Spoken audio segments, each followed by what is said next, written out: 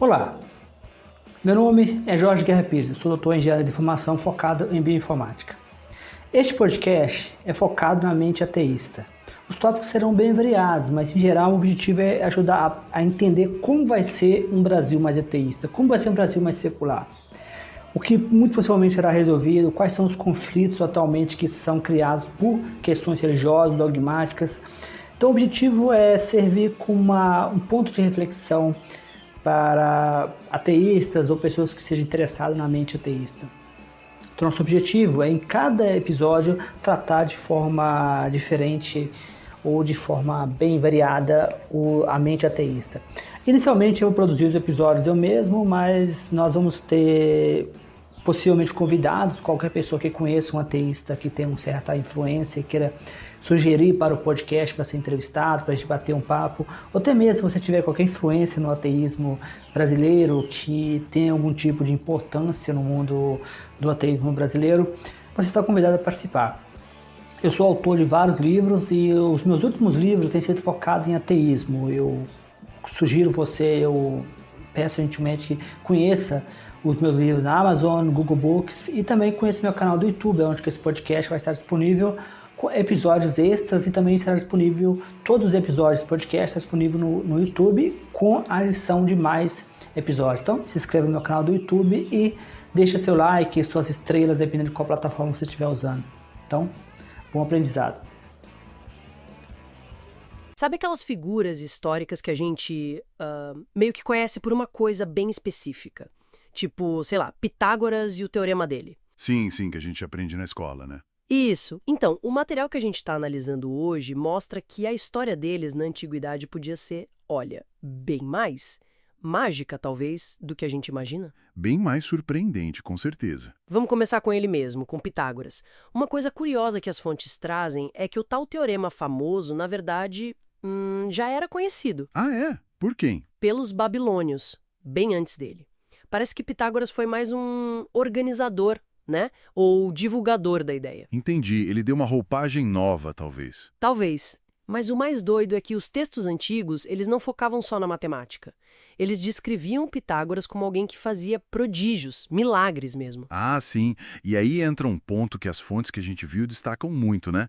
Naquela época, na antiguidade, colocar os milagres na biografia de gente importante era quase tipo obrigatório. Obrigatório? Como assim? Para transformar o cara numa lenda, sabe?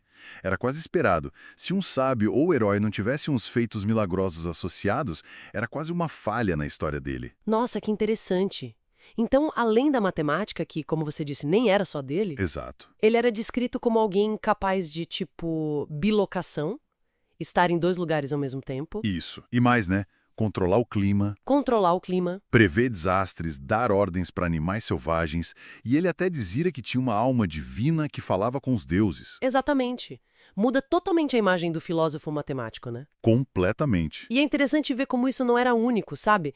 O material que a gente leu faz um paralelo com os milagres que são atribuídos a Jesus. Tipo, acalmar tempestades, andar sobre as águas. Isso. E não era só ele. Tinha outras figuras, como um tal de Apolônio de Tiana, um filósofo ali da mesma época, que também tinha um monte de relato parecido circulando. Curas, exorcismos, até dizem que ressuscitava gente. Carimba! Então era meio que um kit lenda da época. Ter milagres associados. É uma forma de ver, sim. Era um elemento comum para construir essas figuras como excepcionais, fora do comum. E essa ideia de feitos incríveis não ficava só no misticismo puro, né? As fontes trazem outro exemplo bem famoso, Qual? mas com uma pegada mais, digamos, científica para a época. Arquimedes. Ah, Arquimedes. Claro, a história dos espelhos, né? Exato, aquela dos espelhos gigantes para queimar os navios romanos lá em Siracusa. É quase um milagre tecnológico contigo. Pois é, essa história é fantástica, né? Muito visual, cinematográfica até. Mas assim, a física por trás é outra conversa. Funciona ou não funciona? Então, tem experimentos modernos, né? O pessoal do MIT fez, o Mythbusters também tentou replicar isso e as fontes que a gente viu comentam isso. E aí?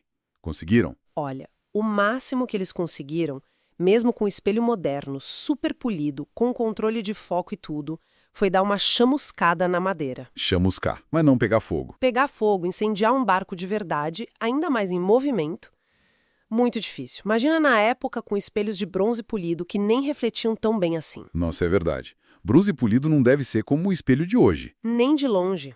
E pensa na dificuldade de mirar vários espelhos ao mesmo tempo, num navio que está balançando no mar, manter o foco ali.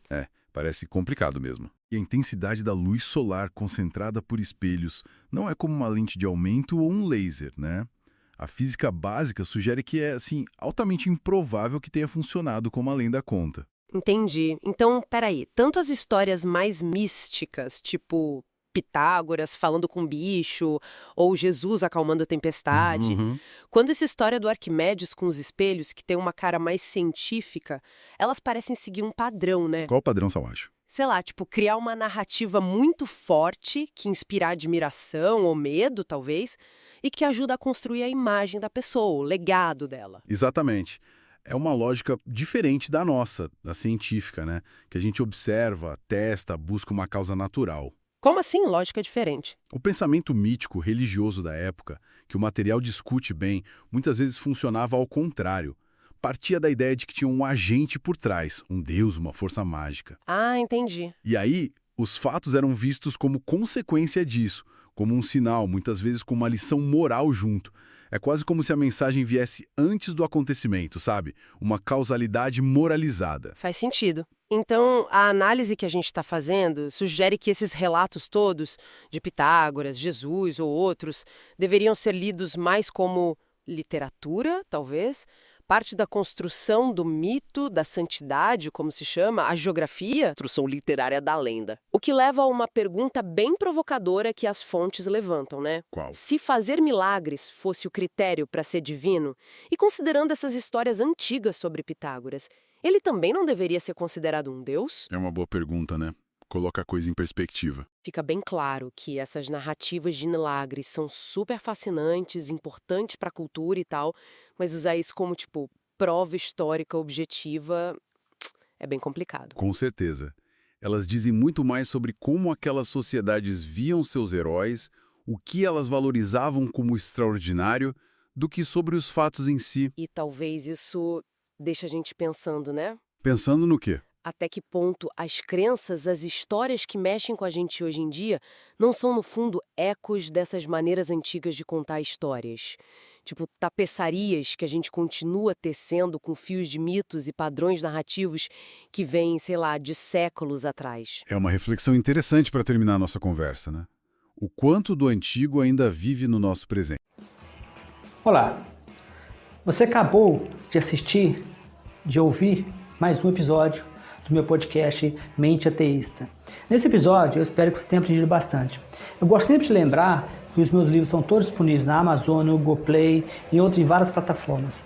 Eu também gosto de lembrar também que esse podcast está disponível no YouTube, para quem prefere o YouTube. E o YouTube permite que eu poste episódios extras. Então, você pode acompanhar o meu podcast Mente Ateísta no YouTube, onde você poderá encontrar todos os episódios arquivados por um período de mais de 3 meses. Também poderá acompanhar episódios extras. Então, sugiro que você compartilhe com amigos, com ateístas ou com pessoas que se interessam pela causa ateísta no Brasil.